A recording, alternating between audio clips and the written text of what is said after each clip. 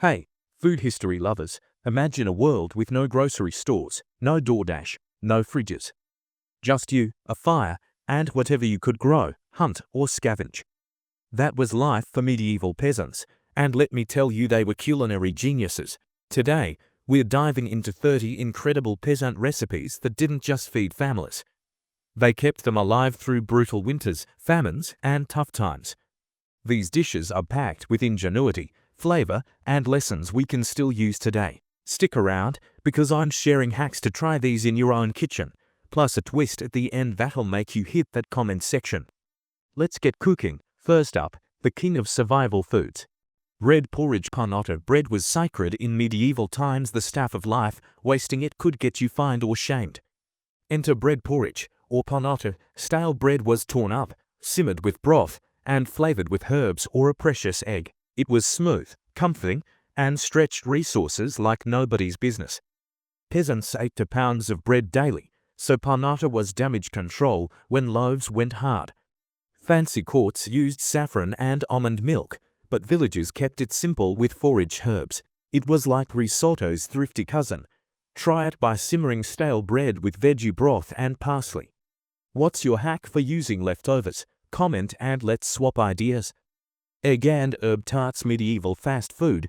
Egg and herb tarts were the original portable meal. Flour and water dough, filled with eggs and garden herbs like parsley or wild garlic, baked in the fire's ashes. They were kish's ancestor, adaptable to whatever was on hand: leftover fish, turnips, or bacon scraps. Women made them in the morning, and workers ate them in the fields. A Yorkshire manor made 100 tarts a week during harvest. These were protein-packed and quick, perfect for busy days. Make your own with pie crust, eggs, and fresh herbs. Bake at 375 degrees Fahrenheit for 20 minutes. Ever made a savory tart? Tell me your recipe in the comments. Mashed beans and leeks. Broad beans and leeks were a medieval superfood duo. Beans were soaked, boiled, and mashed. Leeks were cooked in lard or oil. Together, they made a filling, protein-rich meal that fueled farmers from dawn to dusk. Beans could be dried for years, and leeks grew in tough soil, making this dish a famine fighter. In France, tenants pay rent with beans. A serving had half an adult's daily protein, plus vitamins. Try it by mashing canned fava beans with sautéed leeks and a pinch of salt. What's your go-to budget meal? Share below. Posset drink, dessert. Medicine. Posset was a warm, weird, wonderful drink. Milk was heated, mixed with ale or wine to curdle, then spiced with honey and cinnamon. It was sweet, tangy, and comforting, like yogurt's wild cousin. Peasants used leftover ale. Lords had fancy cups. Healers swore it cured colds, fevers, and even heartbreak. Taverns served it as a nightcap, claiming it fought hangovers. Make it by warming milk, adding a splash of wine, and sweetening with honey. Strain the curds and sip. Ever tried a quirky historical drink? Drop it in the comments. Meat pasties, the edible lunchbox. Meat pasties were medieval Tupperware. Dough sealed in meat, veggies, and herbs, keeping fillings fresh for days. Peasants used pork scraps and turnips. Lords had venison and spices. Cornish miners made them famous, using the crimped edge as a handle to avoid dirty hands. A manor made 200 pasties a week during harvest. Bake your own with pie dough, ground beef, and carrots. What's your favorite handheld food? Comment below. Onion broth. Simple but mighty onion broth was a winter lifesaver. Onions, water, salt, done. Wealthier homes added bones or herbs, but the basic version was just as sustaining. Onions stored forever, and a sack could feed a family for weeks. Doctors said it cured coughs and aches. The downside: chopping onions in a smoky kitchen meant tears for days. Simmer sliced onions in water with a pinch of salt for 30 minutes. Add thyme if you're fancy. What's your favorite soup hack? Share in the comments. Offal pies, nitrogen monoxide waste, all taste. In medieval villages, offal pies were the ultimate zero-waste triumph, turning every animal part into a hearty, flavorful meal. Liver, heart, kidneys, and lungs, nothing was discarded. Chopped fine, mixed with herbs like thyme or sage, and encased in a rugged pastry crust, these pies were baked until golden, delivering a nutrient-packed punch that kept peasants thriving. Offal was dirt cheap, often sold by butchers for pennies or given away, making it a staple for the poor. A 13th century London record notes that 30% of butchered animals were fully utilized, with organs reserved for pies and sausages, ensuring no family went hungry. These pies weren't just practical, they were a nutritional goldmine. Organs brimmed with iron, vitamin A, and protein, fending off anemia and bolstering health during harsh winters when fresh produce vanished. Medieval doctors even prescribed them, recommending heart pie for weakness or lung pie for breathing troubles, as seen in a 14th century medical text. The taste, surprisingly rich, with herbs balancing the organ's bold flavors. Textures varied: creamy liver, chewy heart making each bite an adventure. Peasants didn't flinch, wasting food was unthinkable when survival hung in the balance.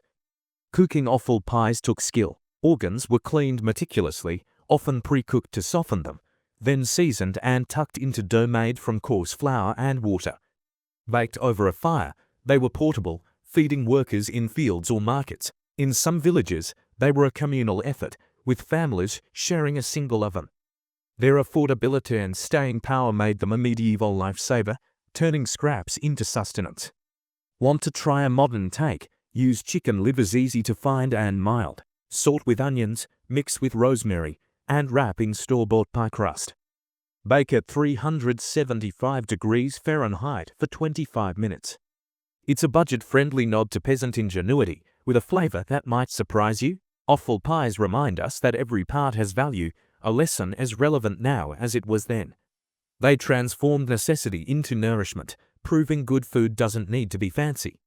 Have you ever eaten offal, maybe liver pate, or a daring dish abroad? Share your offal story or favorite way to use unloved ingredients in the comments. I'm curious to hear how you'd tackle this medieval classic. Cheese and herb pie, dairy delight. Cheese and herb pie was a spring treat when milk was plentiful. Curd cheese, eggs, and herbs in a crust. It was fancy without the price tag. Southern Europe used olive oil, the North used butter. It was a flex dish for guests on a budget. Make it with ricotta, eggs, and chives in a pie crust. Bake at 350 degrees Fahrenheit for 30 minutes. What's your favorite cheesy dish? Drop it in the comments. Oat pancakes, medieval fuel for labor. In the rugged medieval world, oat pancakes were the ultimate peasant power food. Think of them as energy bars for back-breaking days in the fields. These weren't the fluffy, syrup-drenched stacks we crave today, but thin, hearty discs designed to keep workers going from dawn to dusk.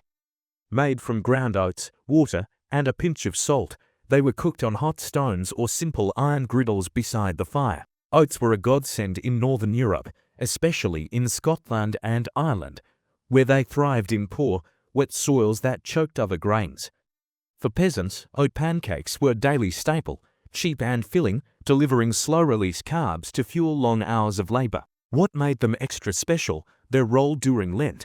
Before the 40-day fast, when eggs and fats were off limits, peasants whipped up batches of pancakes to use up forbidden ingredients. A 14th century English household record notes oat pancakes served in bulk before Ash Wednesday, ensuring nothing went to waste. The texture was dense, almost chewy, with a nutty flavor that paired perfectly with a rare drizzle of honey or a smear of butter for those lucky enough to have it. Unlike modern pancakes, these were no-nonsense, built for survival, not Instagram. Their simplicity was their strength. Oats were abundant, and the recipe was forgiving. Add more water for thinner cakes or cook longer for a crisp edge. Medieval cooks didn't fuss with measurements. They mixed by feel, relying on experience honed over generations. High in fiber and protein, oat pancakes kept hunger at bay and bodies strong, especially during harsh winters when other crops failed. Want to channel your inner medieval cook? It's easy. Mix oat flour or blitz rolled oats with water and a pinch of salt to form a batter. Fry in a hot, lightly greased pan until golden. For a treat, top with a spoonful of honey or jam. They're quick, budget-friendly, and surprisingly tasty. Next time you're craving a hearty breakfast, give these a whirl and taste history. Have you ever made pancakes from scratch? Drop your favorite recipe or topping idea in the comments. I'm curious to hear your twist. Hippocras, spiced wine warmth. Hippocras was wine simmered with cinnamon, ginger, and honey. It hid cheap wine's flaws and felt like a hug after a long day. Doctors said it aided digestion, but it was really just delicious. Serve it warm in winter. Mix red wine, honey, and spices, then strain. What's your favorite cozy drink? Comment. Brown ale bread. Beer meets bread. Brown ale bread used ale instead of water, making fluffy, tangy loaves. Ale's yeast helped dough rise, and it was safer than dodgy water.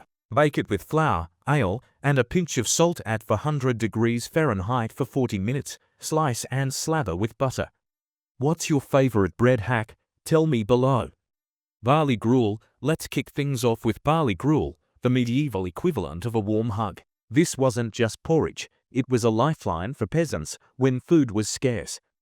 Barley grains were boiled in water or milk until they broke down into a creamy, soothing mush.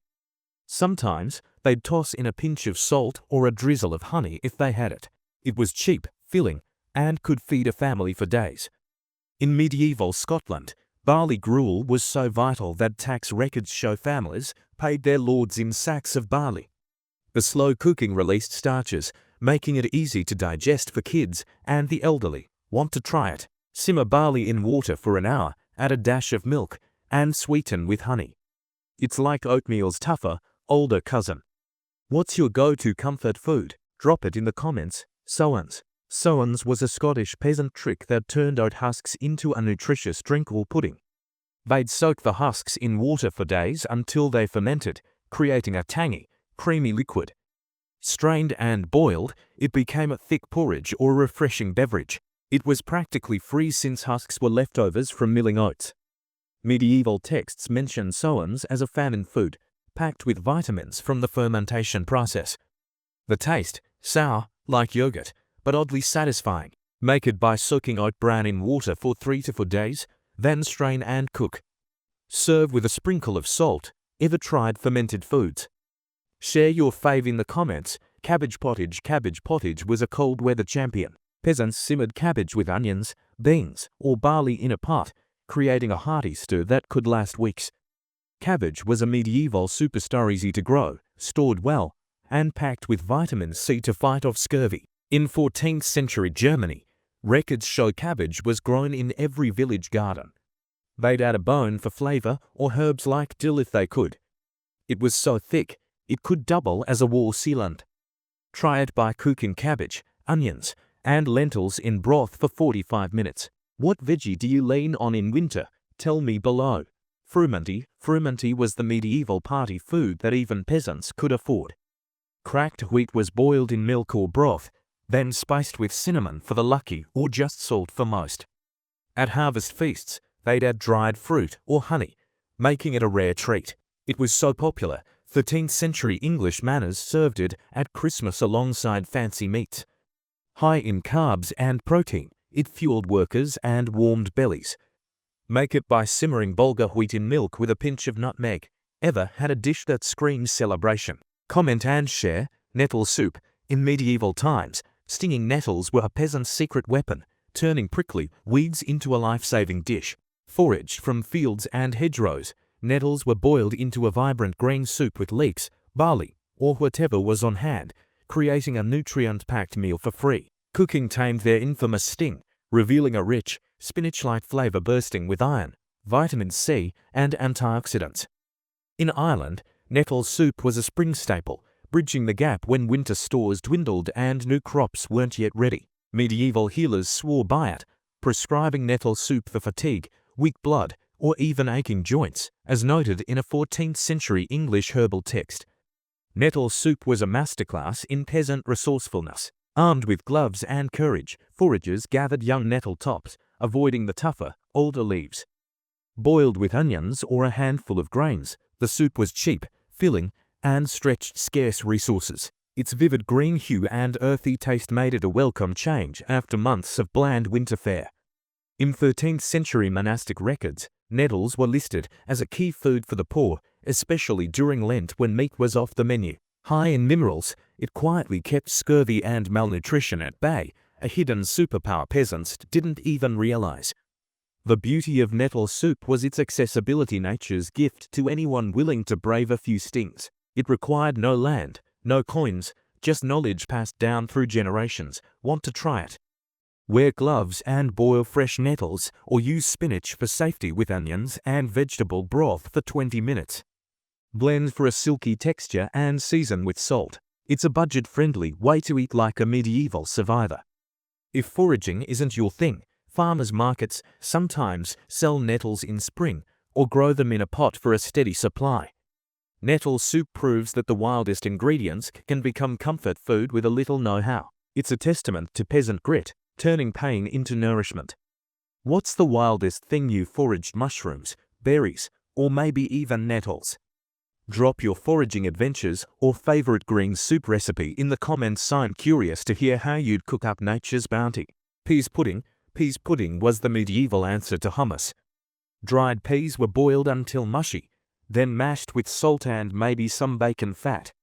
It was spread on bread, eaten alone, or stuffed into pies. Peas were dirt cheap and stored forever, making this a famine-proof dish. In 15th century England, peas pudding was so common, it inspired nursery rhymes. Packed with protein, it kept workers going. Make it by cooking split peas, mashing with butter, and seasoning. What's your favorite spread? Tell me below.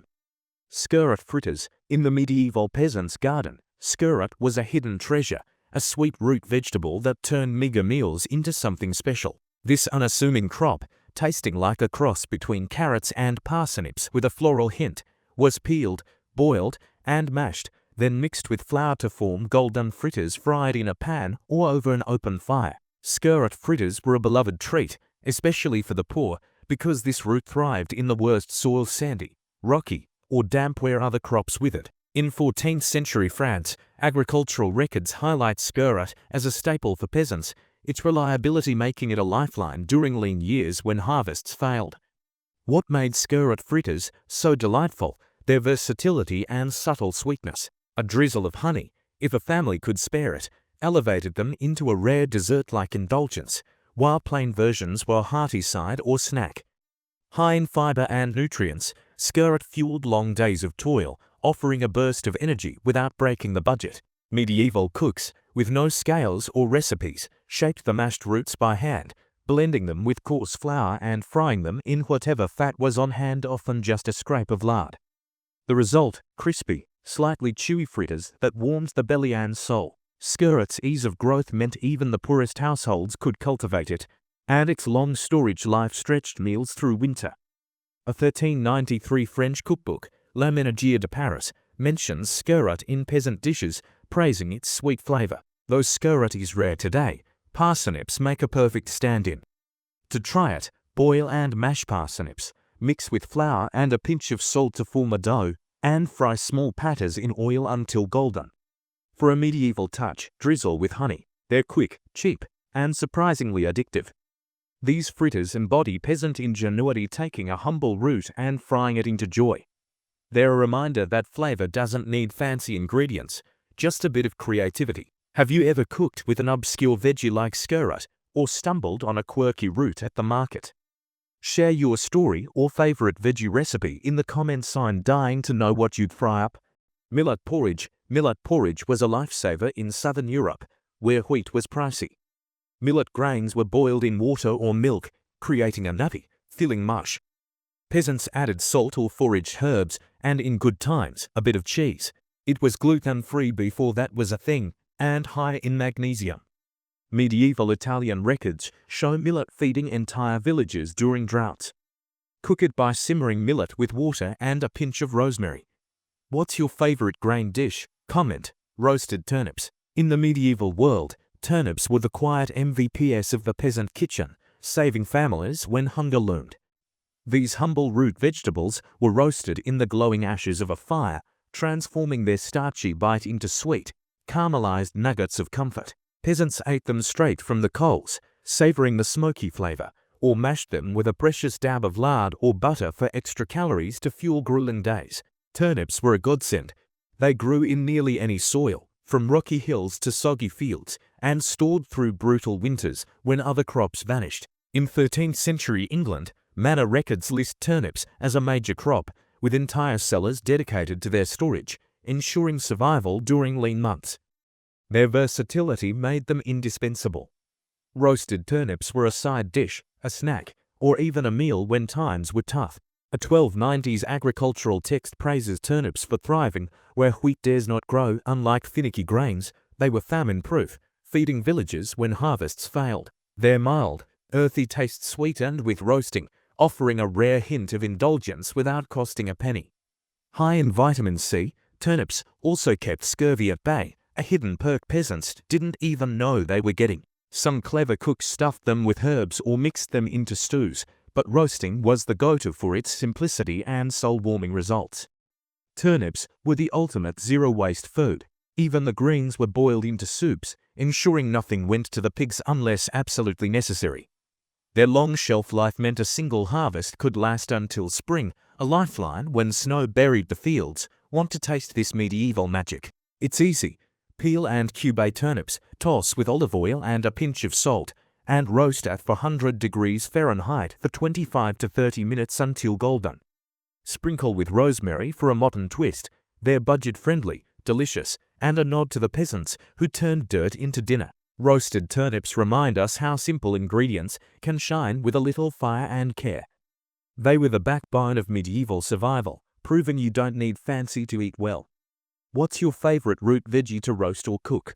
Drop your go-to recipe or veggie love story in the comments. I'm curious to hear. Herb omelette. Herb omelettes were a quick protein fix. Eggs were beaten with foraged herbs like chives or sorrel, then cooked in a pan over the fire. They were a spring treat when hens laid more. In medieval France, omelettes were packed for field lunches. Cheap and versatile, they could include cheese or veggies if you had them. Make one with eggs, parsley, and a pinch of salt. What's your go-to egg dish? Drop it in the comments. Lentil stew. Lentil stew was a protein-packed powerhouse. Lentils were simmered with onions, garlic, and herbs, sometimes with a bone for flavor. They were cheap, stored well, and grew in poor soil. In 14th century Spain, lentil stew was a monastery staple. Even during Lent, it was so hearty, it could fuel a day's labor. Cook lentils with carrots and thyme for 40 minutes. What's your favorite stew? Tell me below. Mulled ale. In the chilly, dimly lit evenings of medieval Europe, mulled ale was a peasant's cozy escape. This warming drink transformed humble ale into something magical, perfect for long winter nights when the fire was the only heat source. Ale, cheaper and more common than wine, was gently heated with spices like cloves, mace, or ginger, then sweetened with a drizzle of honey. The result, a fragrant, soul-soothing beverage that felt like a hug in a mug. For peasants, it was a practical way to use up ale before it spoiled, as brewing was constant but storage was tricky without modern methods.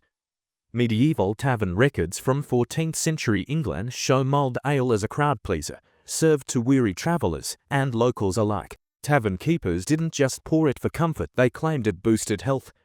Medieval healers backed this, prescribing mulled ale for colds, poor digestion, or even low spirits, believing the spices and warmth worked wonders. A 1390s medical text from France recommends spiced ale for warming the blood.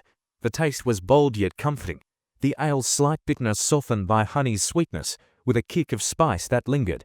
Unlike the costly Hippocras spiced wine enjoyed by nobles, mulled ale was accessible, using ingredients peasants could grow or barter for.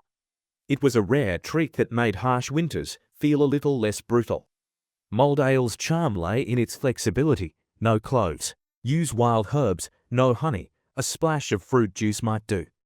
It was a recipe born of necessity, yet it carried a festive vibe, often shared during gatherings or after a day's labor. In some villages, it doubled as a toast to seal deals or celebrate small victories. Want to try it? It's simple. Warm a dark beer, avoid hoppy ones, with a teaspoon of honey, a cinnamon stick, and a pinch of ground cloves. Simmer gently, strain, and sip. It's like hot cocoa's bolder, medieval cousin. This drink is a reminder of peasant ingenuity, turning everyday ingredients into moments of joy. Next time you need a cozy pick-me-up, mull some ale and raise a glass to history. What's your favorite warm drink to beat the cold? Share your go-to recipe in the comments. I'm all ears. These 30 recipes weren't just food, they were survival, ingenuity, and love in every bite. From pottage's endless simmer to Hippocras' warm glow, peasants turned scraps into miracles. Which recipe are you dying to try? Or do you have a family dish with medieval vibes? Drop it in the comments. Sign reading everyone. Hit that like button, subscribe, and ring the bell for more food history. Let's keep the medieval kitchen alive. Before you go, here's a challenge. Pick one recipe and try it this week. Post a pic or video in the comments or tag me on socials. I'll shout out the best ones in my next video. Let's cook like peasants and eat like kings.